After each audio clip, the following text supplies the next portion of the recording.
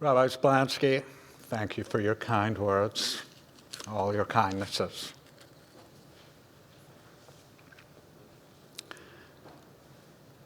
Shabbat Shalom, everyone.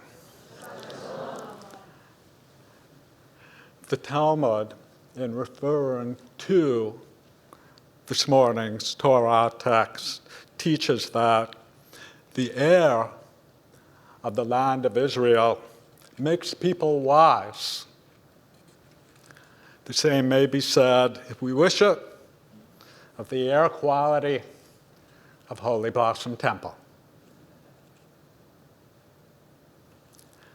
There's an expression, sharpening pencils, that over time has come to be associated not only with maintaining an organized workspace, but with the desire to be included in a special and important endeavor. It's when we will gladly embrace the opportunity to be part of a project larger than who we are, and in the understanding that, however modest our contribution to that project, we are still counted among one of its many valued moving parts. As so many before me have so fervently exclaimed, "Take me on, and I'll be happy to just sharpen pencils." For 7 remarkable months, and in the company of outstanding partners, it's been my blessing at Holy Blossom Temple to be immersed in something much larger than myself, something very dynamic, and that has resulted in great personal reward and satisfaction. Something by which I have been gifted with additional wisdom, professional experience, and what I pray will be enduring relationships. And something with which I so gladly signed on last fall that involved, as I've delightfully learned, a good deal more than just sharpening pencils. Standing before you and presenting my final sermon as a rabbi of Holy Blossom, I can't overlook what I read as a connection with our Shabbat Torah portion, Shalach Lecha, meaning to send off for yourself, a text that includes the Scouts' narrative, that is, our teacher Moses sending off 12 scouts, representative of each Israelite tribe, to survey and to report back on what they observed within Israel's destination, the land of Canaan. Is the land fertile and climate agreeable? And what of its inhabitants? Are they strong or weak, prosperous or deprived, hostile or welcoming? And as a positive omen, the scouts must bring back from the land its native fruit. The scouts' mission, in other words, is to provide their fellow Israelites still encamped in the wilderness with a snapshot of what lies ahead for them in the land promised to them by God.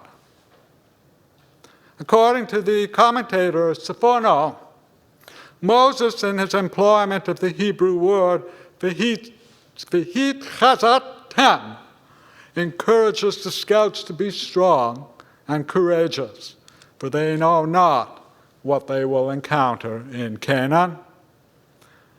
And the 19th century rabbi and scholar Samson Raphael Hirsch interprets Moses' charge to the scouts as to discover whether the land will serve to promote the spiritual and moral growth of Israel or hinder her. And despite the encouraging report brought back by the scouts, Joshua and Caleb, regardless of those ripe grapes that return with them, and notwithstanding Israel having Moses as her teacher and God as her protector, there remains among our ancestors in the wilderness, as there does for any one of us who must venture forward into the unknown, a healthy dose of uncertainty. And uncertainty can be very scary. Nevertheless, Joshua and Caleb outdo themselves in reassuring the people. Moses is Israel's most impassioned prophet and advocate, while the God of Israel, however much a taskmaster, shall always love her.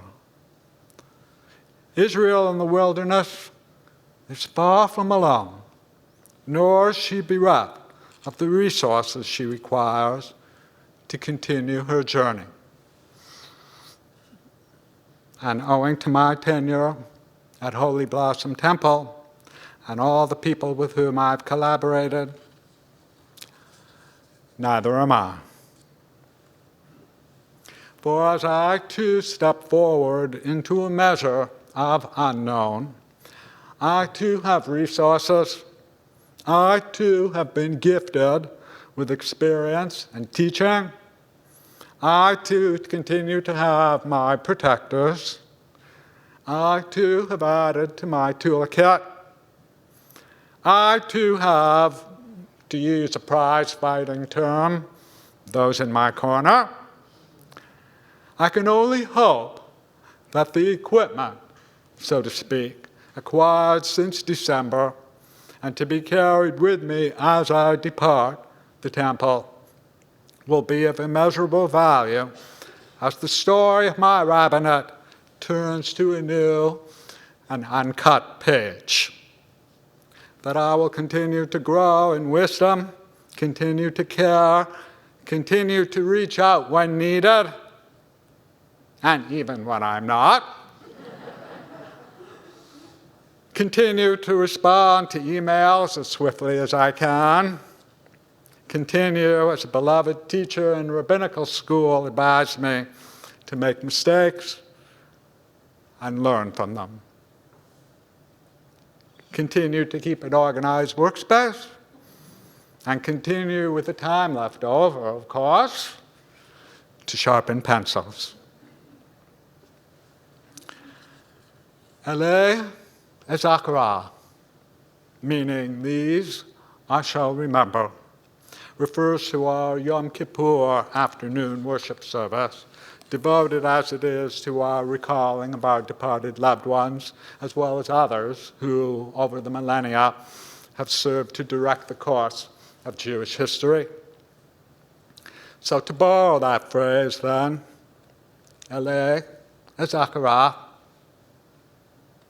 thank you, my clergy colleagues of Holy Blossom, for your generous guidance and support, for patiently responding to my endless questions, for reminding me every day that, notwithstanding whatever prior experience in congregational life I arrived here with, there is always so much yet to be learned.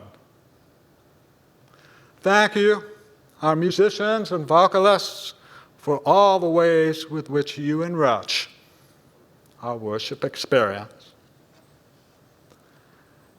Thank you, the lay leadership of Holy Blossom, for your kindnesses, friendship, and the manner with which each of you, in your own special way, engaged me as more than just a ship passing in the night.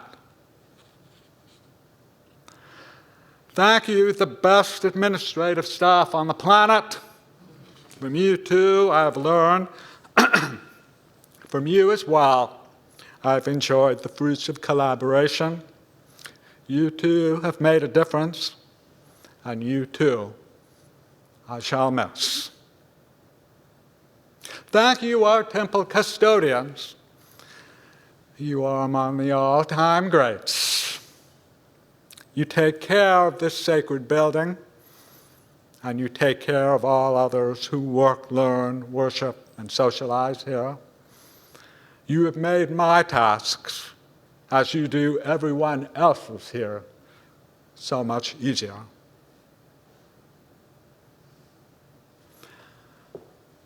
For putting up with my never-ending queries, for growing accustomed, or maybe not, to my regular interruptions as I sought your advice and assistance, for heaving a sigh each time you saw me approach, for lovingly putting up with a nudge of a rabbi. Thank you,